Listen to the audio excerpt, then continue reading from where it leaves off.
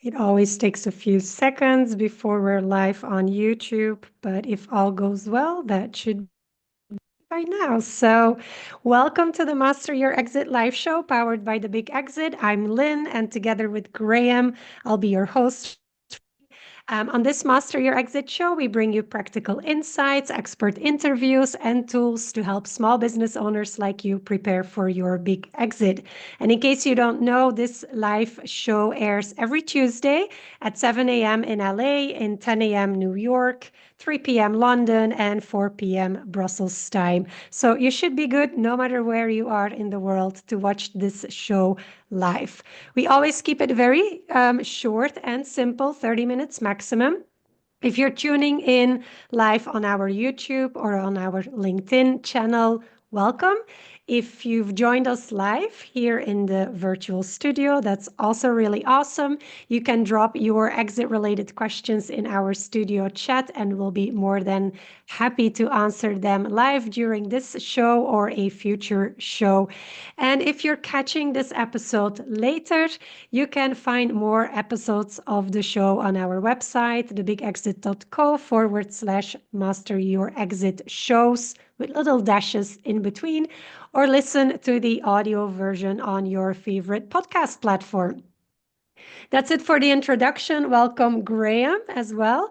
On today's show, we'll be diving into the topic of who's the best broker to sell my business. We get this question basically all the time.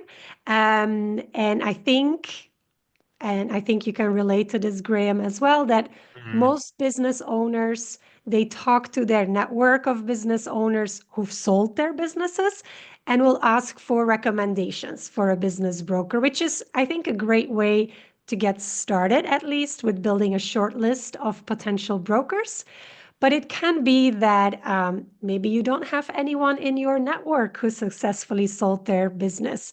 And that's the topic of today. We are trying to cover that aspect on how you can find and who is the best business broker to sell your business. Now, if you're open minded to doing some research yourself to find that best broker for you, we've got 3 questions that you can ask potential buyers so you can screen them before hiring them. And I say 3 questions. We're going to cover 3 questions in this episode.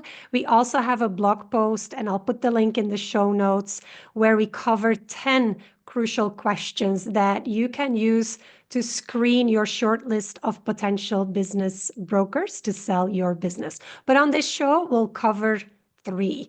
Now, before I get started, Graham, I don't know if you noticed this as well, but at least for us, I mean, we get this question all the time. Who's the best business broker to sell my business? And it's so crucial to find that perfect match for you. What's your take on your view, or your view on this before we dive into some of these questions that you can ask a business broker? Yeah, Lynn. I mean, I think for most business owners selling a business, it is something they'll do once, maybe twice in their life. It's often a big financial decision, and it's important that you go into this with your eyes wide open and finding that person. I mean, we'll answer some of the questions, but I think the single biggest thing is, or there's 2 big things, is is the person that you're dealing with competent? And you need to assess whether they're competent or not. And can you trust this person to have your best interests at heart? So it comes down to competency and trust at the end of the day. And there's a bunch of things that you as a business owner can do, questions you can ask to assess that. And just because somebody was, good at selling somebody else's business down the road doesn't necessarily mean that they're right for you. So it's really important that, you do what we call your due diligence, your investigation. Ask the questions that you need to ask to satisfy yourself whether this person is going to be the best for you and help you achieve the outcome that you want from your sale, not what somebody else got. Gotcha. And that leads us, I think, straight in the first question that we advise people to ask when they are doing, as you are saying, their due diligence on a bunch of business brokers, because that's what we recommend to do, to not just go with the first one that gets recommended to you to sell your business, but have a kind of look around and a shop around before you make that commitment, because it's one of the most important decisions that you will make potentially in your life, or at least in the future of your business. And the first question is, and I think it's such a relevant question, how many businesses like mine have you sold in the last year? And there's a lot to unpack in that one specific question. I don't know, I see you nodding from yes, Graham. Is there anything that you would like to add to this question? Because it has a bunch of layers to it. Yeah, it's such a simple question, but it's so multifaceted. I actually want to start off with something we say, like, how many businesses like mine have you sold in the last year? There's a question before that, which is linked.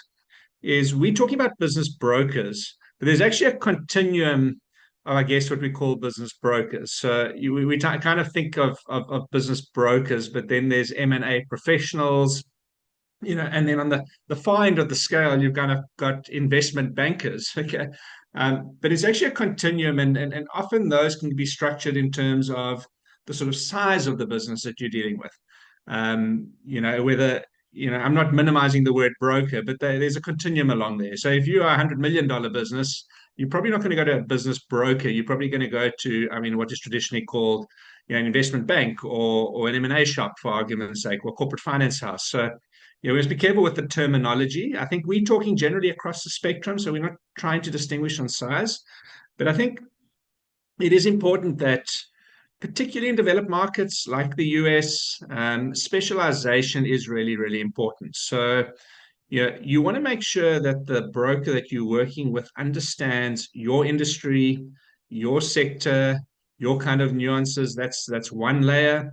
Also, are they specialists in dealing with owner-managed businesses, as opposed to, let's call it, businesses which have got layers of management and a board and all of those sorts of things? So businesses like mine can mean different things to different people, but sector, size, structure, in terms of ownership, are all things which you might look at Geography. through a lens of, to say, hey, have you got experience in handling my kind of business? And it's important that you distinguish and ask that question.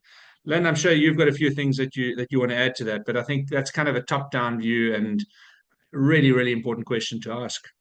Yeah, and great nuance that you're giving there. There's so much to unpack in the word like mine, but it's so crucial to be very clear on what that means, a business Mhm. like mine, because as you were saying very correctly, business brokers tend to specialize and should specialize in your industry, your geography, your size of business, whether your business is bootstrapped or has external investors to it as well. I think Yeah. that's also a really important nuance. So there's a lot to unpack there, and that's why it's such a crucial first question to ask. And it also, there's a little small piece at the end of the question, which is crucial as well. I think it's not only how many businesses like mine have you sold, but also in the last year.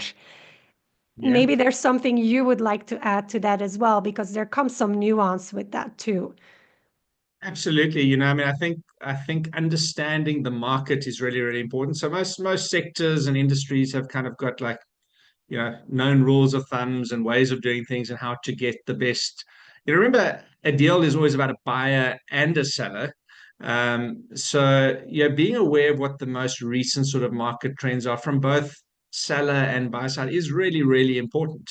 And in certain industries also, they're evolving, and they're developing, and they're morphing and pivoting, and that all the time. So just because somebody sold, I don't know, somebody who sold a telecommunications business in the 80s versus a telecoms business now, I'm using a long time period just to kind of illustrate the point, is very, very different.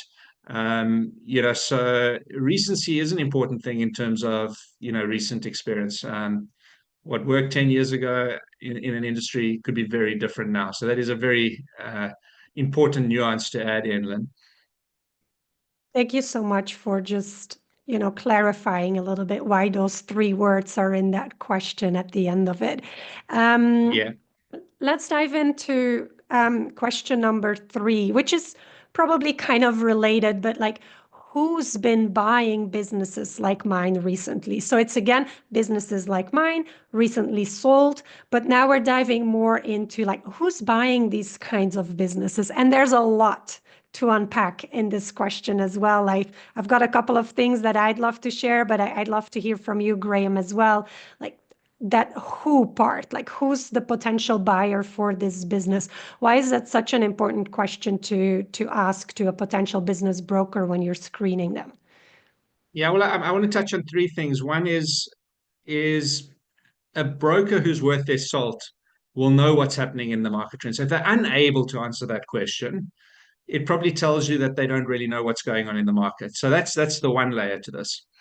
The other thing is by knowing what type of buyers are currently active in the market. So I'll talk about two different types of buyers. We often talk about financial buyers, or we talk about strategic or trade buyers. Now, as a market goes through different cycles and fluctuations, different buyers may be active at different points in time.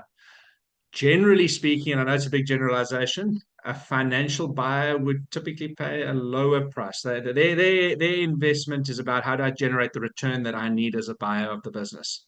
A trade buyer or strategic buyer, if an industry is going through a bunch of consolidation or heavy competition, may be willing to pay a premium for your business if there are sort of other synergies to be had.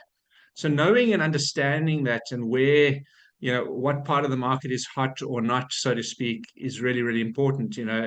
I'm putting the hat of a business owner on. Is you want the best deal for you. You want a win-win for you. So if your broker understands those nuances, they're going to be able to help you find the best deal.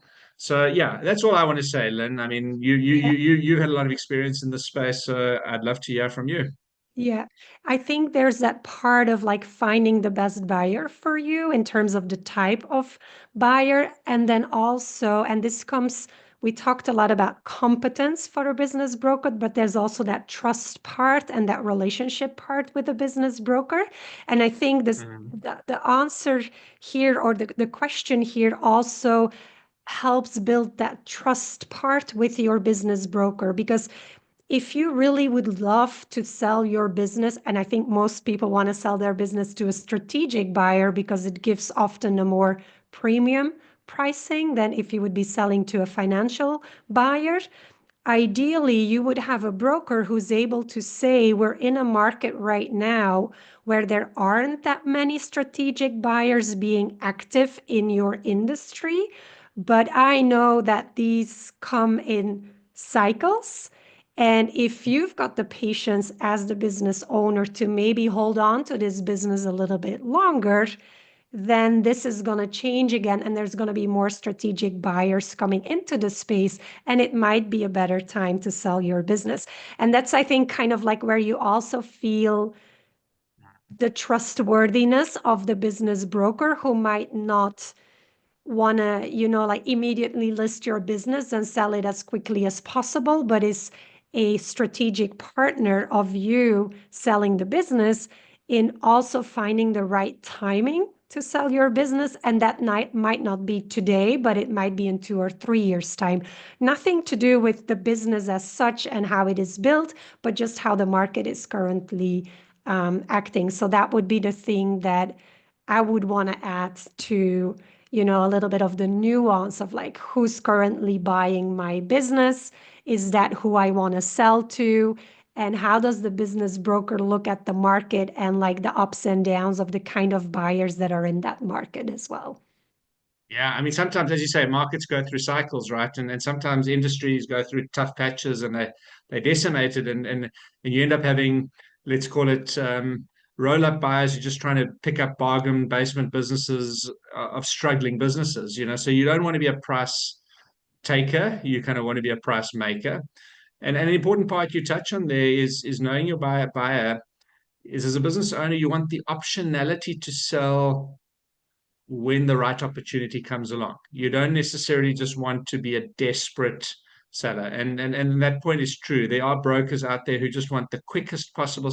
Anybody can sell your business quickly, but can they sell it at the price that's right for you at the time that's right for you? That's a much harder question to ask. And this kind of question also just gives you a flavor or a nuance as to, how serious is the broker you're working with and how knowledgeable and are they able to see the bigger picture rather than just kind of closing a quick deal.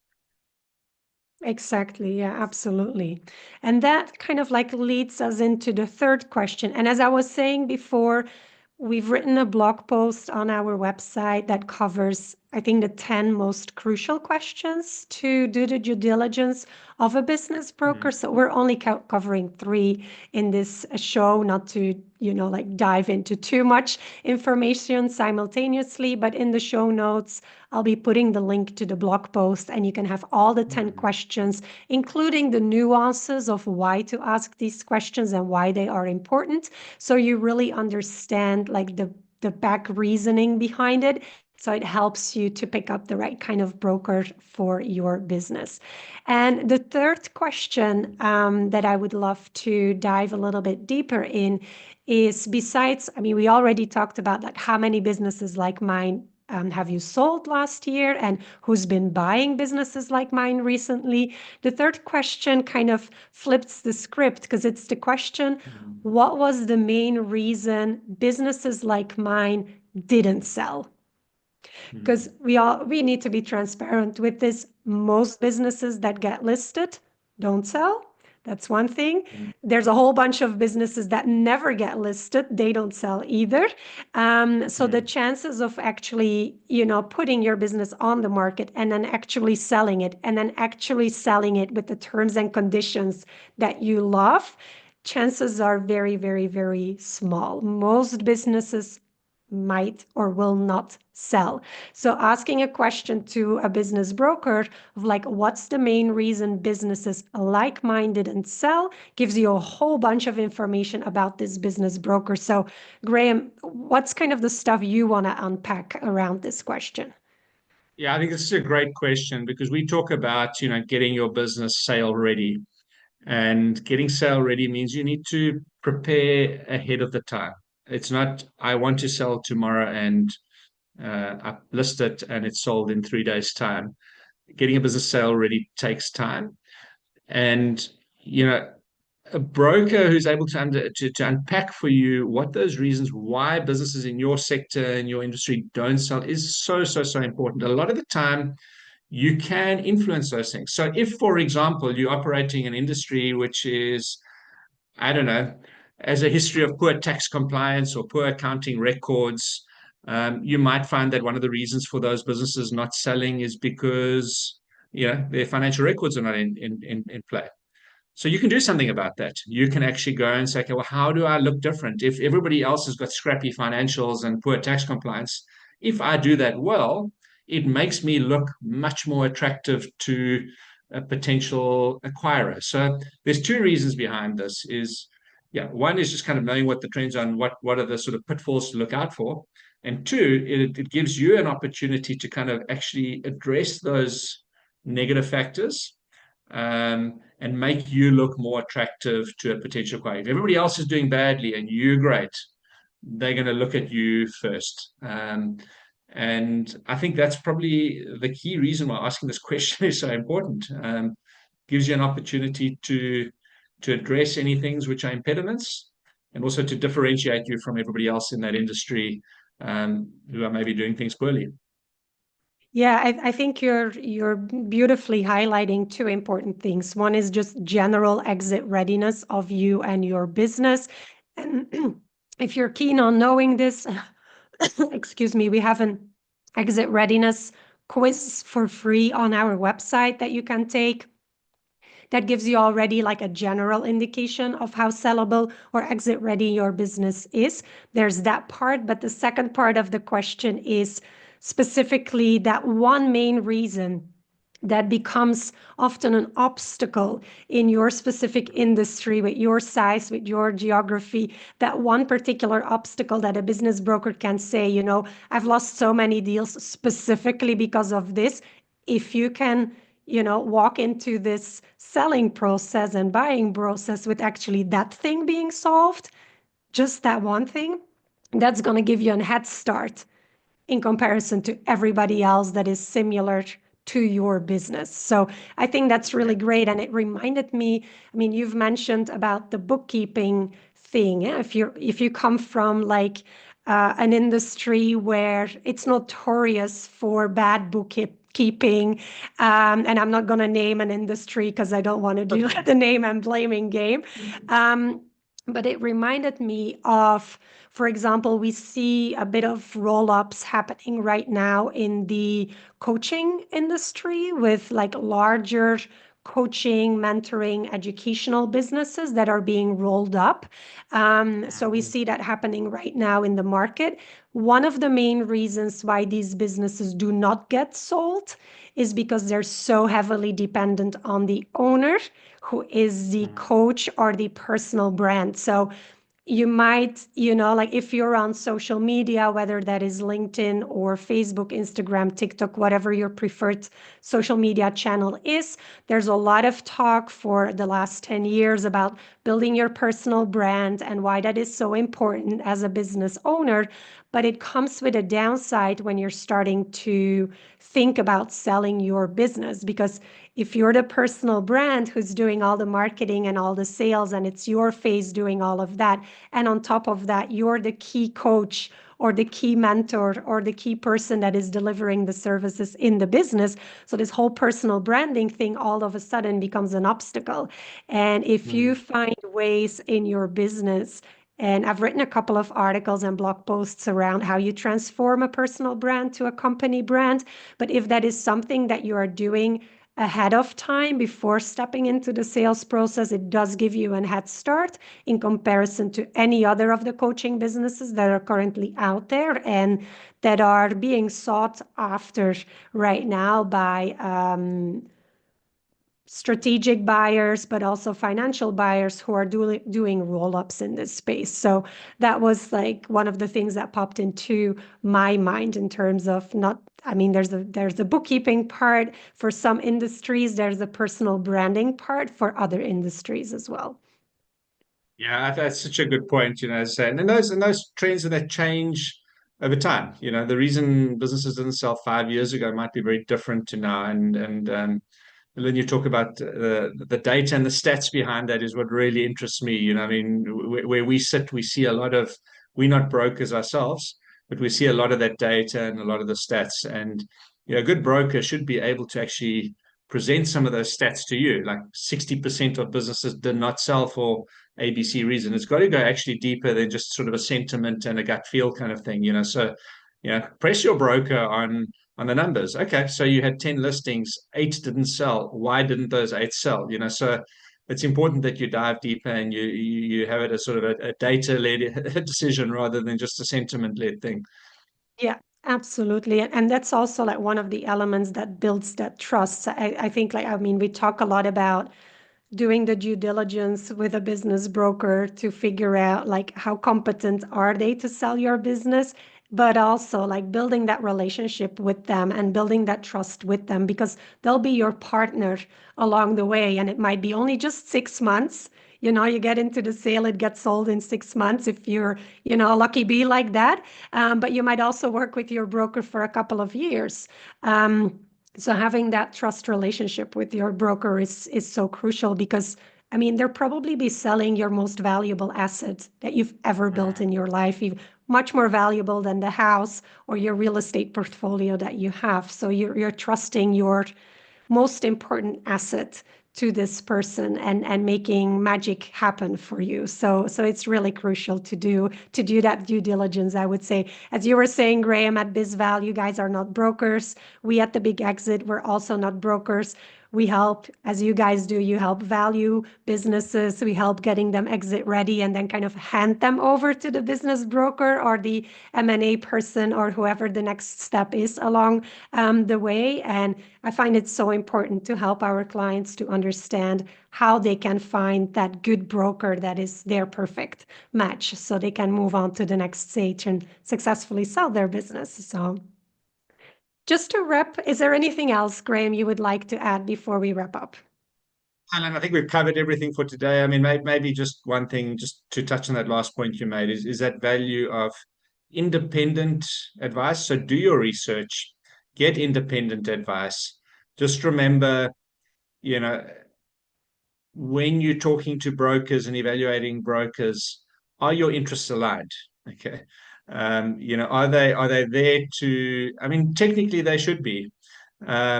And I think that's really what you're trying to get to the bottom of it is they might be interested in a quick sell, but you might be interested in the right sell.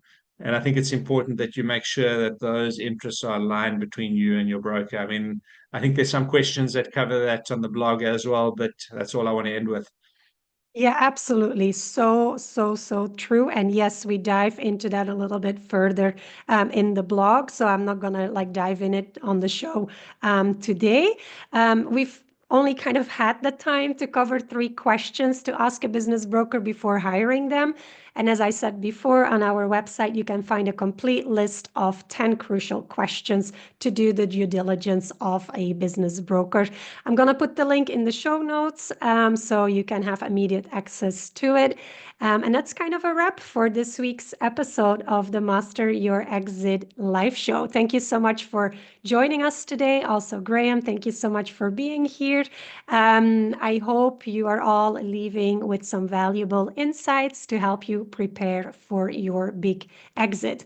Now, remember, you can catch the replay of this episode and all the other episodes on our website at thebigexit.co/master your exit shows with a little dash everywhere in between, or listen to the audio version on your favorite podcast platform. Now, we'd love to hear from you. Send in your questions before next week's episode, and you can do that by heading over to our website, bigexit.co, master your exit sign up. You can sign up there and send us your exit questions so we can answer them on future episodes. We'll be back next week, Tuesday at 7 a.m. in LA, 10 a.m. in New York, 3 p.m. in London, 4 p.m. in Brussels, with more tips, expert interviews, and tools to help you master your exit. Until then, keep building, keep preparing, and we'll see you next week. Thank you so much. Thank you, Graham. Ciao.